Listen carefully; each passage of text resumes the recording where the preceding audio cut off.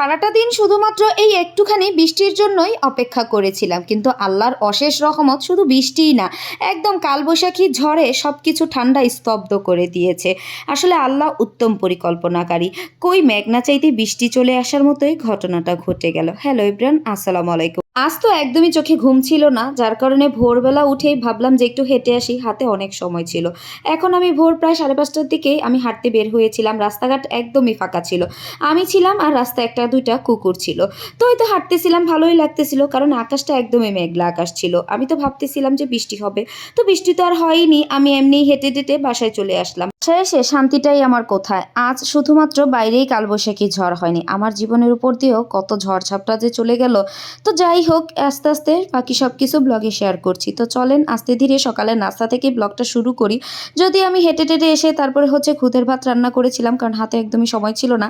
হাঁটতে গিয়েও কোথায় শান্তি আছে, হেঁটে টেটে এসে ঘেমে টেমে একাকার হয়ে এখন আবার নাস্তাও বানাইছি, কারণ বাচ্চাদের আবার স্কুলে যেতে হবে। তো এই জন্য ওদের হচ্ছে দুই ভাই বোনকে নাস্তা করিয়ে এখন দুইজনকেই নিয়ে যাচ্ছিলাম। আর আজকে আমার পরীক্ষার কোনো গার্ড ছিল না, তাদেরও কোনো পরীক্ষা ছিল না। আসলে ব্যাপারটা হয়ে গিয়েছে দুইজনের দুইটা টাইম, একজন প্রাইমারিতে একজন হাই স্কুলে, যার কারণে আমার এখন একটু বেশি পরিমাণই হ্যাসেল হয়ে যাচ্ছে। কিন্তু ব্যাপার না, আসলে এসব চলতেই থাকবে।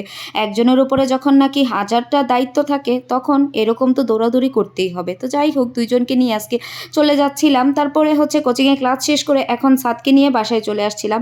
যদিও যাওয়ার পথে আমি আবার একটু বাজারে গিয়েছিলাম, বাজার থেকে হচ্ছে সাদকে নিয়ে যেই ওরে সঙ্গে নিয়ে আসলে বাজার করতে গিয়েছিলাম, কারণ সঙ্গে কেউ থাকলে বাজারটা করতে আমার জন্য ইজি হয়। এতগুলো ব্যাগ টেক নিয়ে আসাটা একটু কষ্ট হয়ে যায়। তো আজকে কোয়েল পাখির ডিমও নিয়ে আসছিলাম আনাবিয়ার জন্য। তো সেগুলো সব গুছিয়ে টুছিয়ে এবার হচ্ছে গিয়ে রান্না চড়াবো। রান্না চড়ানোর আগে ভাবলাম যে একটু কফি খেয়ে নেই। আর এই কফি খাওয়া করতে করতেই এর মধ্যে কিভাবে জানি সময় চলে গেল। এরপরে আবারও সাদের প্রাইভেট ছিল দুপুরের দিকে।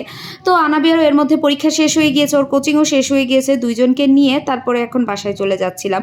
আর ওই যে দুপুরে যে রান্নাবান্না আমি করতে পারিনি, এখন তাড়াহুড়ো করে 1টার দিকে বাসায় এসে যে রান্নাবান্না চড়াইছি। আর একদমই এই যে সকালবেলা যতটা আমি খুশি ছিলাম, আস্তে আস্তে আমার খুশিটা উল্টাও হয়ে যাচ্ছিল। আমার উপর দিয়ে একটার পর একটা দখল চলতেই আছে, চলতেই থাকবে ভাবতেছি। তো যাই হোক, এখানে আমি এসে অনেকগুলা রান্নাবান্না করতে হইতেছে, তার কারণ আমি আজকে রান্নাবান্না করিনি। তো লাউ যে আনছিলাম, লাউটা হচ্ছে গিয়ে আমি ফ্রিজে রাখতেও পারতেছিলাম না, লাউটা একদমই কচি ছিল। তো ভাবলাম যে পুরোটাই রান্না করে ফেলি, কিন্তু একটা তরকারি যদি এতগুলা লাউ দিয়ে রান্না করি তখন আবার খাওয়াও হবে না, এটা ভেবে দুইটা তরকারি রান্না করলাম। মানে লাউয়ের যে উপরের অংশটা সেটা মাছ দিয়ে রান্না করলাম, আর নিচের অংশটা এখানে আমি মুগ ডাল দিয়ে একদমই রান্না করব, ভুনা ভুনা করে রান্না করব।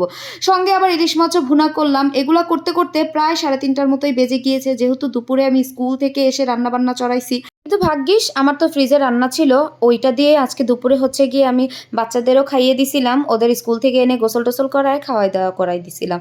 এরপরে আমি রান্নাবান্না সব শেষ করলাম। এখন আগামীকাল আর আমার রান্নার কোনো ঝামেলা নিতে হবে না। রান্নাবান্না শেষ করতে করতে তো অনেক দেরি হয়ে গিয়েছিল। তো হচ্ছে বিকেলের দিকে আমি নুডলস রান্না করছিলাম, আর সারাটা দিন শুধুমাত্র আমি একটু বৃষ্টির জন্যই অপেক্ষা করছি। পরে এই বৃষ্টি, আমি যখন নুডলসটা খাচ্ছিলাম, এই তখন সন্ধ্যার একটু আগে মানে আসরের পরপরই এমন ঝড় হইছে, মানে ঝড়ে সব কিছু উড়ায় ধুরায় নিয়ে যাইতেছে। প্রচুর বৃষ্টি, মানে এই বছরের মনে হয় এটাই সেরা বৃষ্টি ছিল, সবচেয়ে বেশি পরিমাণ একদম কালবৈশাখী ঝড়। তো ঝড়ের পরে আমার তো পরিবেশটা দেখতেই ভালো লাগে, এতটা ঠান্ডা আর এত ভালো লাগে। কিন্তু এখন পর্যন্ত কারেন্ট আসে নাই। এখন এই কারেন্ট কবে যে আসে কে জানে। তো আজকের মতো টাটা, বাই বাই।